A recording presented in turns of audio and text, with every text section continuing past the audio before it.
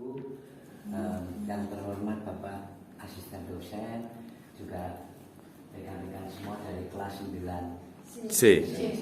Saya berasal dari 9B dan karena kepentingan yang lalu saya tidak bisa hadir pada kelas saya dan saya berusaha mengganti. Untuk malam ini saya ingin menyampaikan tentang sesuatu, yaitu adalah 4 jalan menuju puncak kesuksesan. Maksudnya ini sekedar untuk penyegaran kembali pada ingatan kita terhadap materi yang sudah kita pelajari. Tentunya siapapun ingin sukses. Apakah ada di antara kita yang belum merasa sukses? Apakah ada di antara kita yang belum merasa sukses? Ada nanti ada Pak.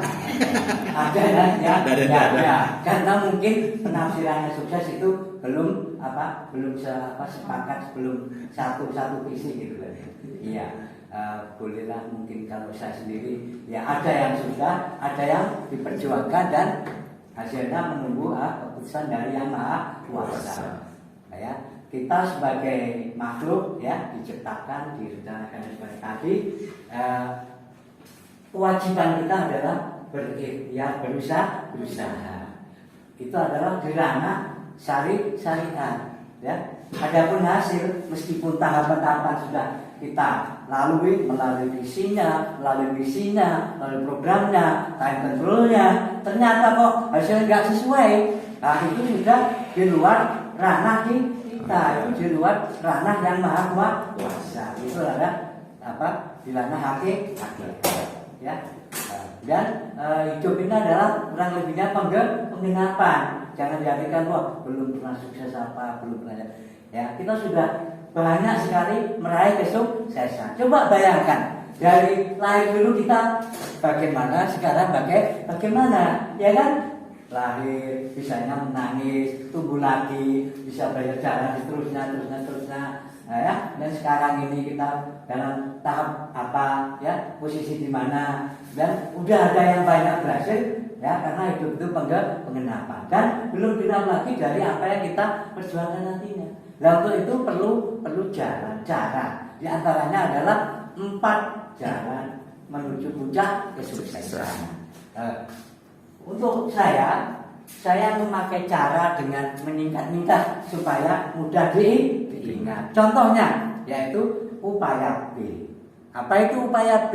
Upaya B itu adalah 4 cara tadi. Kalau saya singkatkan menjadi 4B. Di antaranya ya punya biarkan dulu. Yang pertama adalah paham. Kita paham. Setelah paham, kita dari kepahaman berilmu itu, dari ilmu ya, dari kan upaya B. Pahnya itu paham. Pahamnya itu belajarnya dari U itu ilmu. Dari berilmu dulu, kita pelajari, kita kuasai, dan kita jadi paham. Maka timbullah keyakinan untuk melangkah, untuk merealisasikan apa-apa dari ilmu yang sudah kita kuasai tadi. Ya, dan jadi paham dan timbul keyakinan, dan ada yang lebih penting lagi, yang lebih menentukan keberhasilan kita itu adalah action, ya, upaya, ya, yang itu ya, upaya, yang yakin, A-nya itu action, akhirnya berhasil, ya, itu teorinya. Tapi kembali lagi itu ranah manusia makhluk sebagai dengan syariatnya. Masalah hasil akhirnya adalah hak ketentuan Yang Maha Kuasa. Dan contohnya, seseorang misalkan saya ini, saya misalkan tidak tahu ilmunya, terlalu percaya diri, mau ngajar bahasa Inggris misalnya, ya, akhirnya apa yang bisa dilakukan? Tentunya murid-murid kacau, nggak karuan, ya. Akhirnya kemungkinan besar itu kan gagal karena apa? Tidak tahu ilmunya. Asal apa itu istilahnya? Yakin bodoh nekat itu loh, ya, bonek aja, bodoh nekat berani aja, ya. Nah, makanya bisa yakin bisa berhasil itu kalau aksinya didahului oleh ilmu, didasari oleh pengetahuan. Nah, Sama misalkan siapa yang orang-orang Padang yang pandai masak rendang itu optimis sekali, mereka yakin sekali untuk melakukannya karena punya ilmu, pengetahuan, apakah dari keluarganya, meskipun secara tidak formal, nengok, dan lebih detail lagi, harus berani, punya keyakinan mempraktekkan, ada kemungkinan berhasil. Dan ada pernyataan lain diantaranya itu saya pakai istilah disosif, disisok asik, disisok asik. Diantaranya yaitu dengan D-nya itu dikir, ya dikir, ya dikir itu dulu atau juga sekarang baru-baru di sini ini baru ada kepahaman yang lebih mendalam lagi. Yang dimaksud dikir itu pengetahuan saya dulu ya, dikir dikrullah itu.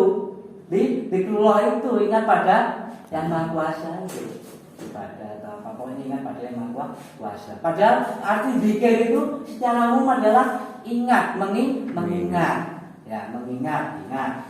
Dan di situ terbagi dua, ada zikrullah, zikir yang paling tinggi, dan ada zikir terhadap apa yang kita istiqomahkan akan kita lakukan tadi. Ya, untuk kepentingan dunia kita kadang rela 24 jam untuk memikirkannya, untuk ya pokoknya peras otak, tenaga, pikirannya untuk merealisasikan hal-hal yang diistiqomahkannya. Apa misalkan? Siapa yang ini diantara kalian ini ada yang mau nikah misalkan ya, mau nikah dan perlu mempersiapkan langkah-langkahnya, dipikirkannya setiap saat gimana pas hari-harinya itu sukses misalkan seperti itu. Setelah itu dari zikir itu, zikir kepada Allah terutama akan membawa ketenangan, ketenangan. Dari ketenangan itu kita akan ya lebih konsentrasi pada hal yang kita istiqomahkan. Nah ini kebanyakan ini jomplang, tidak seimbang, unbalance, jomplang. Kebanyakan itu bahkan banyak mikir mengingatkan yang kedua itu, yang diistiqomahkan, yang wujudnya itu. Sering lupa kita zikrullahnya.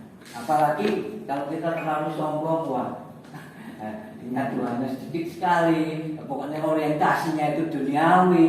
Nah, itu padahal setelah kita belajar di sini itu tujuan kita itu, visi kita itu adalah ingin bahagia dunia akhirat.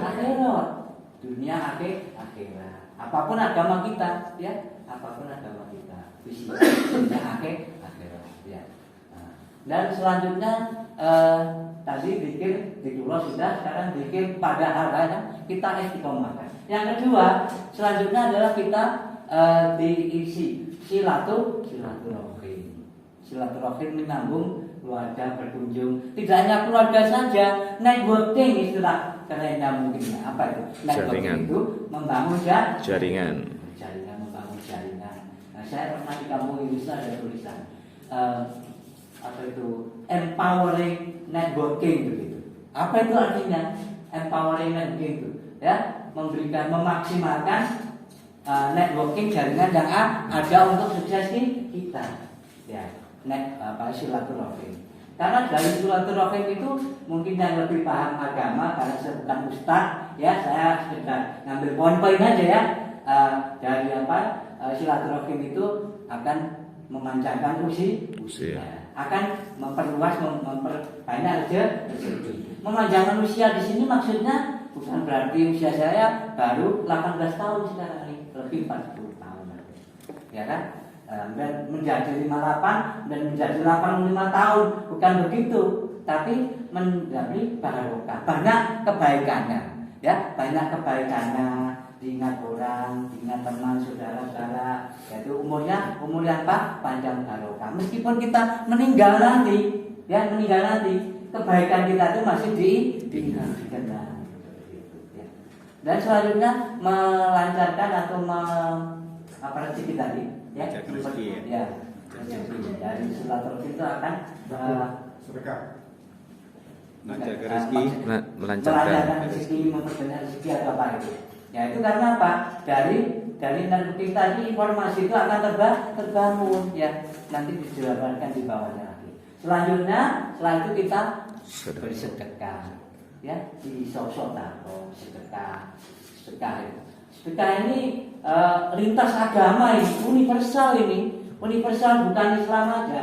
Siapa yang berbuat itu bersedekah itu udah spontan itu oleh Allah yang Maha Kuasa, oleh Tuhannya. Kalau di luar kepercayaan kita akan diganti. Kalau dalam Islam misalkan ada ayat itu, insya Allah ayat ya, mungkin mubalek lebih yang mubalek yang Ustaz bisa membenarkan.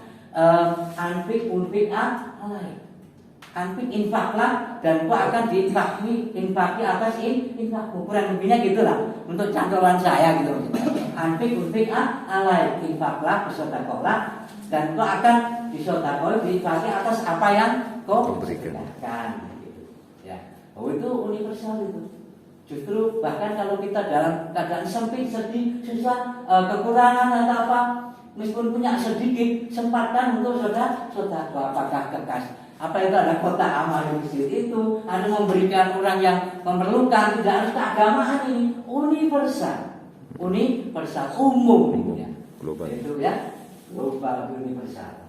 Selanjutnya dari saudara tadi. Selanjutnya adalah yang terakhir itu action. Kembali lagi actionnya itu yang juga sangat-sangat menentukan. Bukan berarti yang lain tidak menentukan. Pokoknya itu vital sekali gitu. Coba zikrullah sudah, pikir mengingat terhadap apa yang kita istiqomahkan sudah, dana silaturahim sudah, ternyata tidak melakukan sesuatu, tidur aja, males-malesan aja. Ya, ini nasihat ini untuk siapapun, terutama untuk diri saya sendiri, gitu ya. Nah, ya takkan terjadi kenyataan, tidak akan terjadi keberhasilan tanpa action. Dan ada lain lagi, mungkin di tiga kesuksesan itu apa ya? Segitiga.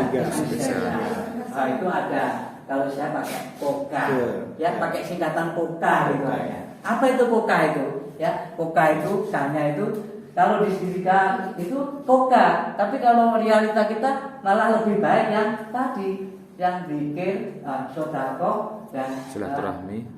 Bikin silaturahim sodako. Action dibanding yang POKA ini capability, opportunity dan care. Ya, POKA. Jadi apa? Berarti capability, kemampuan, skillnya, dan opportunity apa itu? Kesempatan peluangnya dan itu. Dan dari care silaturahim timbul opportunity. Ya, kesempatan peluang, chances ya, sama kans. Dan selanjutnya capability. Kalau sudah itu, itu nomor 3. Sangat penting, tapi kalau kalah dengan backing. Kalah dengan silaturahim tadi, pandai, cerdas, berpengetahuan, berketerampilan, berkeahlian, tapi nggak punya teman, ngurung diri dan apa itu kuper dan seterusnya, pokoknya ya itulah. Nggak pernah silaturahim. Memang orang lain peduli, ya mungkin banyak nggak peduli, mendingan dikasihkan ya bagi yang tahu peluang, mendingan aku kasihkan temanku, ya temanku yang aku kenal ya. Masalah skill kan memasuki suatu profesi baru, posisi baru, selalu ada training, selalu ada pelatihan, kalau tidak penyesuaian ke job kerja baru. Nah itu bisa dimaksimalkan supaya cepat paham, terkuasai dan dengan entertainment, rasa senang hati ya. Begitu saja. Barangkali ada pertanyaan, lebih baik tidak saja. Karena diberi kesempatan teman yang lain. Sekian, kalau ada salah mohon maaf. Wassalamualaikum warahmatullahi wabarakatuh.